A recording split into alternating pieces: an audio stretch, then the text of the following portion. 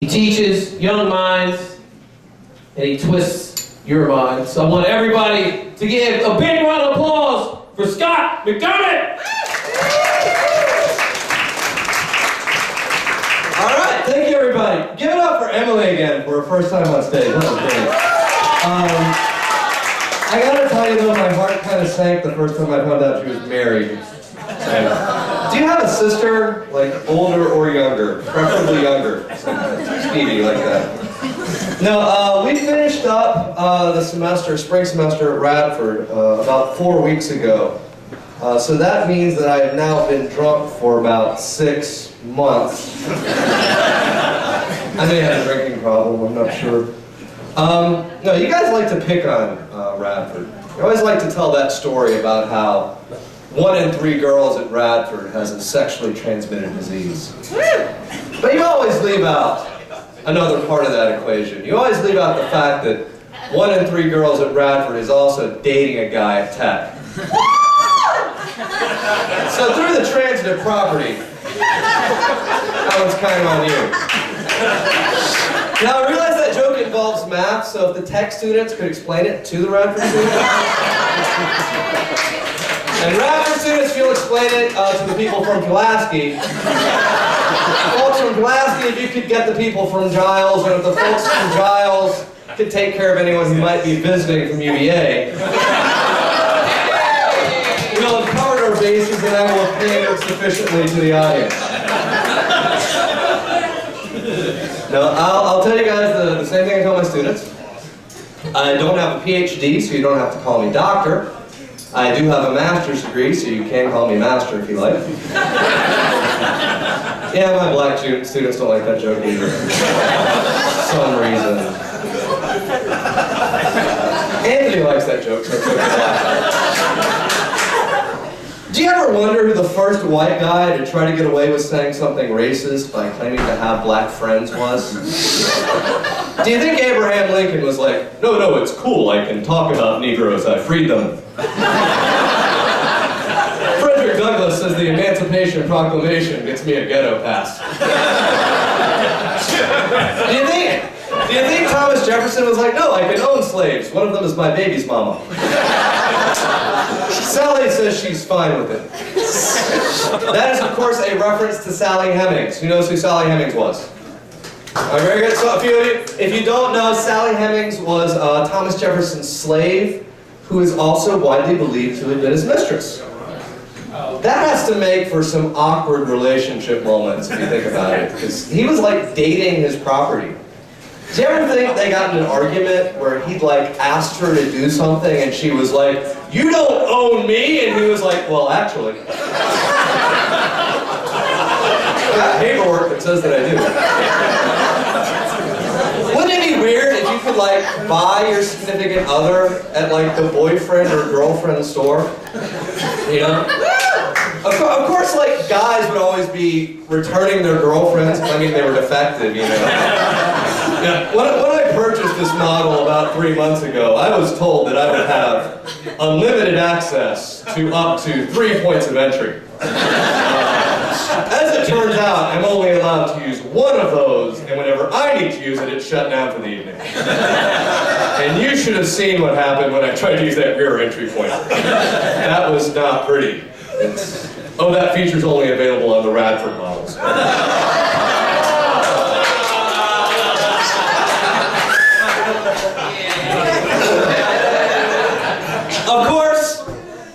Of course, women would never return their defective boyfriends.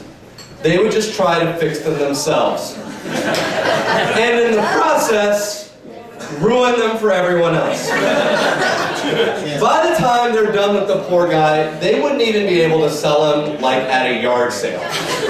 You know, the poor bastard would be on the lawn at the end of the day with just the sign around his neck like free to good home, you know. People would come up like, "What's this?" "Oh, that's my ex-boyfriend. I only used him for about 6 months." "Well, what the hell did you do to him? I mean, his spirit's been crushed, he's got almost no self-esteem left, and hey, his balls have been busted."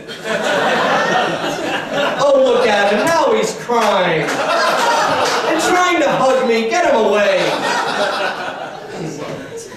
I think the fact that we once thought it was okay to own another person shows you how fucked up racism is.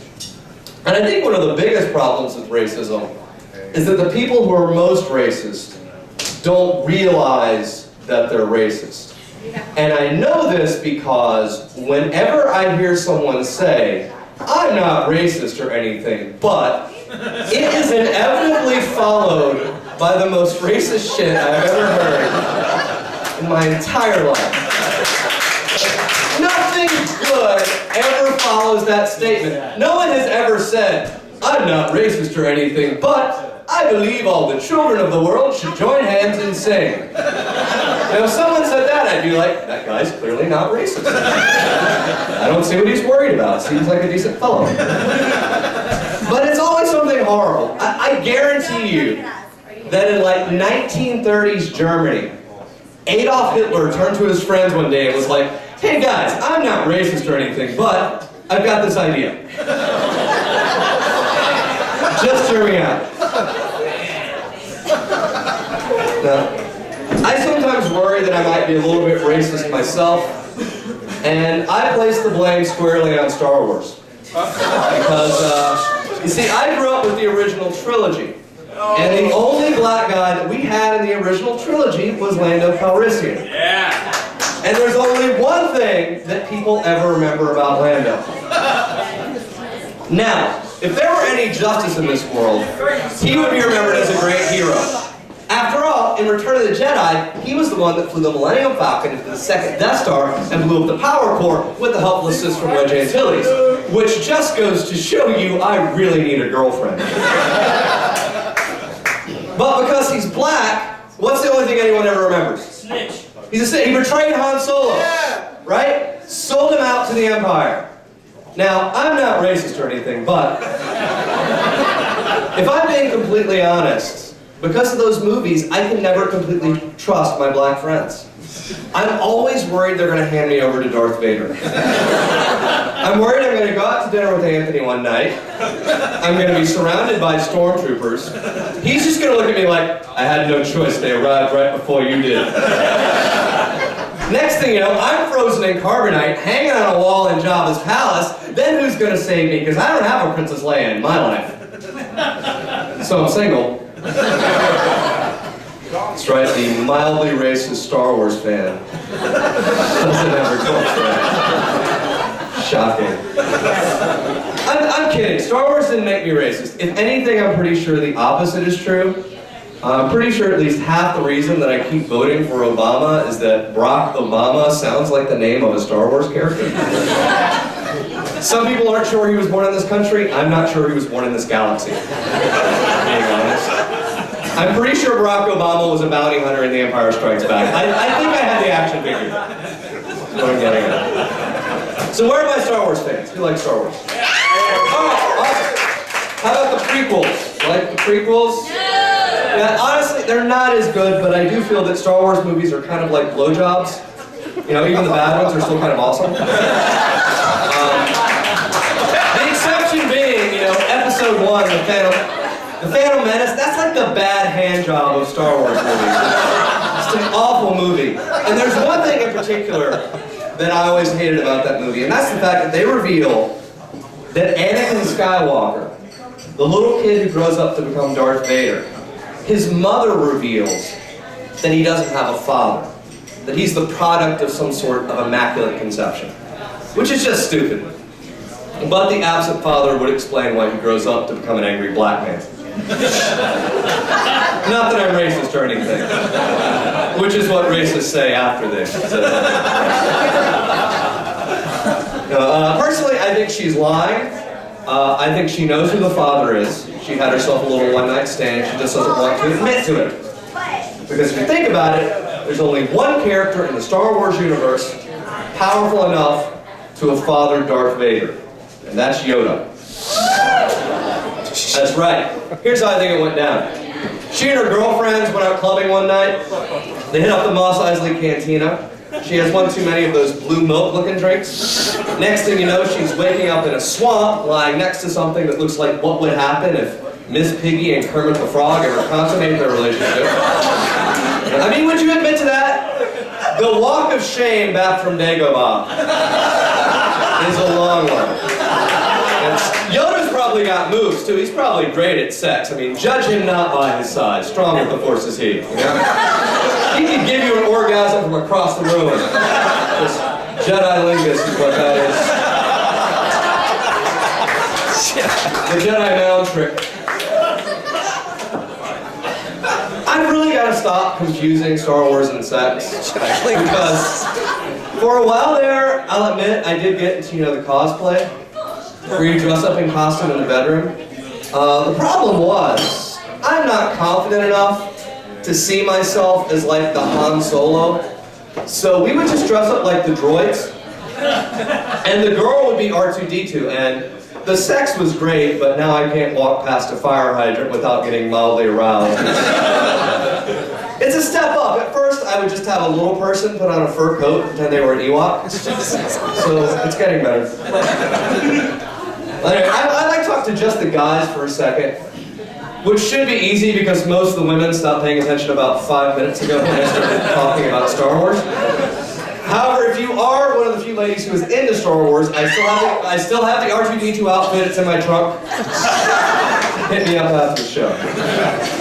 But guys, do you ever wake up with like a really wicked case of morning wood, but you also have to pee really badly?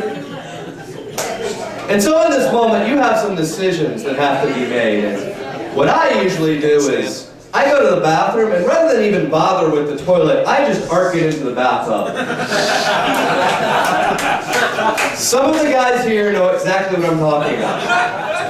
The rest of them are just like, this guy's a fucking genius. I've just been pissing on the wall behind the toilet. That's a great idea. Now, men are nasty though, am I right, ladies? Yes. Men are nasty. Women are clearly the more advanced of the species. And one needs look no farther for proof of this than a woman's bathroom. You look at a woman's shower, and you guys, you've got like shampoos, conditioners, finishing rinses, stuff for dry hair, color-treated hair, dry skin, sensitive skin, soft skin. You have so many products, you have to like build additional shelves just to house them all.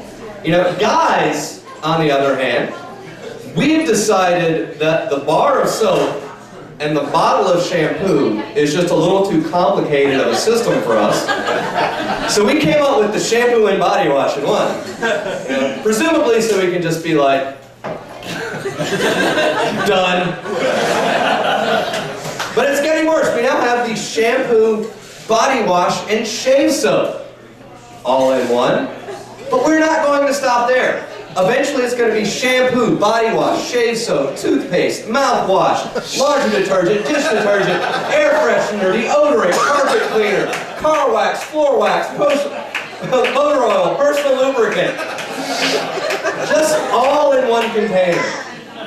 Because that's what guys want. We just want that one thing that you only have to buy like every 6 months. It'll come in a 1-gallon jug, costs $19.99, and you can buy it at Best Buy or the auto parts store. Just call it Stuff for Men. Of course, one of the great ongoing battles in the war between the sexes is that regarding toilet seat etiquette. Women believe that we should take a second and put it down. Men believe that you should look before you leave.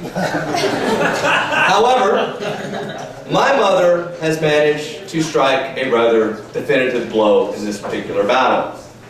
Take note, ladies. In her home, what she has done is she has covered all of the lids and seats of her toilets in the fluffiest, frilliest, puffiest toilet seat cozies that she can find. And then she has crowded the back of the toilet with all sorts of candles and knickknacks. As a result, the seats don't stay up. You lift them up, they fall right back down. Whenever I go home, I have to pee like this. This is not a natural position to urinate from while one is sober. So I tried to get my father to, advocate on behalf of men, but they've been married for 40 years, so he's just like, quite frankly, son, I'm just tired. I kind of enjoy sitting down now. It's a nice break in the day. I can see why women like it. It's kind of nice.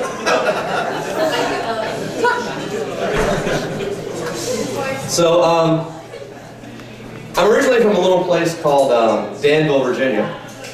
Anybody ever heard of it? Yeah. Okay, whatever. No big deal. But it's a strange place. It's country ghetto. It's weird. It's like at the intersection of where like rural poverty meets urban decay. It's like Grapes of Wrath meets Boys in the Hood. You know? It has a really high crime rate for what is essentially a small city. I was just reading, we have our incident of sexual assault is double the national average. That means you have twice the chance of getting raped in Danville as anywhere else in the country. That's the kind of shit they need to tell you about up front. It should be on the sign, just as you're driving into town, welcome to Danville, you might get raped. Of course, if you watch the news, you're probably always hearing someone's always getting shot in Danville. Because, you know, I think that, remember when Obama was caught on tape a few years back talking about how in impoverished areas people cling to God and cling to their guns? I'm pretty sure he was talking about Danville. Because they love Jesus, but they will shoot your ass. You know? It's a very religious town, too. One of its nicknames is the City of Churches, because we have more churches per square mile than any other city in Virginia.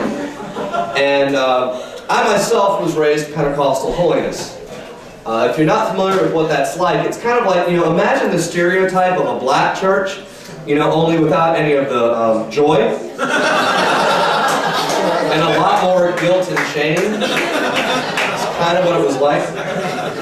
But I grew up around these people that, you know, they pray way too much, you know. I mean, there's nothing wrong with praying over something significant, like what happened in Oklahoma a few weeks back. That's what you should pray about. But these are people who, like, if they were stuck in traffic a little too long, would be like, Heavenly Father, please let this minor traffic inconvenience pass from my cup. And it's like they couldn't make the smallest decisions without consulting the Almighty. So, Heavenly Father, while we are grateful for the bounty of fast food establishments for which you have provided for us, should we get Arby's or Taco Bell? And you know God is up in heaven, like, screening their prayers, just like, oh crap, it's Bob again. How about you make a fucking decision, Bob? I gave you free will for a reason, me damn it. So you wouldn't always be bugging me with this shit. You know, meanwhile, Bob's back down on Earth. Heavenly Father, my web browser is running a little slow. See it in your infinite wisdom to allow plugins. How about you stop looking at porn, Bob? I'm all-knowing. You really think I don't know what's in your browser history? Yeah, sure, I was going to help out these people over in Oklahoma here, but I guess since teensluts.com isn't loading fast enough for you, I can take a second out of my day. You know, how about you start praying to me regarding your crippling porn addiction? That might be more worthy of the attention of the Almighty. But I gotta admit that I'm mostly agnostic these days. In case you didn't tell. I think in order to have true faith, you have to see it with like the innocence of a child. Like just the other day, my friend's daughter Ava, she comes up to us and she says, "Mommy, my favorite character in the Bible is Jesus." So that's very sweet, but her mother takes a moment to correct her and says, "Actually, Ava, Jesus was not a fictional character. He was a real live person who lived many years ago." So Ava thinks about this a second, and it's just like, so you're saying that Jesus was not like SpongeBob?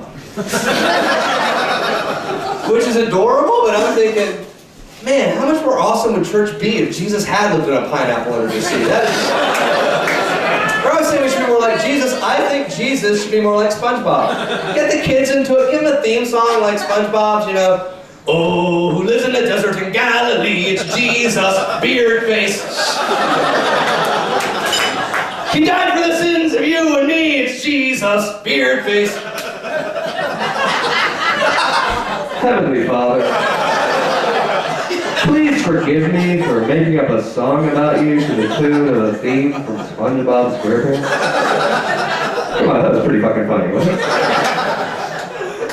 Fortunately for me, I do think that God has a sense of humor. I think he's up in heaven all the time, just looking down at us, just laughing, just like, oh, man, white people are straight up tripping, man. Because I don't think that God is white. I mean, he's played by Morgan Freeman in like every other movie. There's gotta be something to that, you know? And Jesus wasn't white either. I mean, he was born in the Middle East. He's probably brown. I mean, he's known for having a beard. So he's a Middle Eastern guy with a beard. When he comes back, I hope it's not by plane, because that guy is not getting cleared. Not to mention immigration. I mean, a brown guy named Jesus, he is not getting into Arizona without papers. Last time we crucified him, this time we just frisk him. You know? Same basic pose.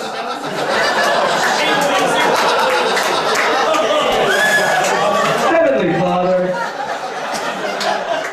I'm not racist or anything, but when you come back, they're probably going to think you're either terrorist or Mexican or something. I bet Mexican Jesus would be awesome. He'd turn the water into Patron. Maybe that's how he fed the multitudes with the loaves and fishes. He made fish tacos.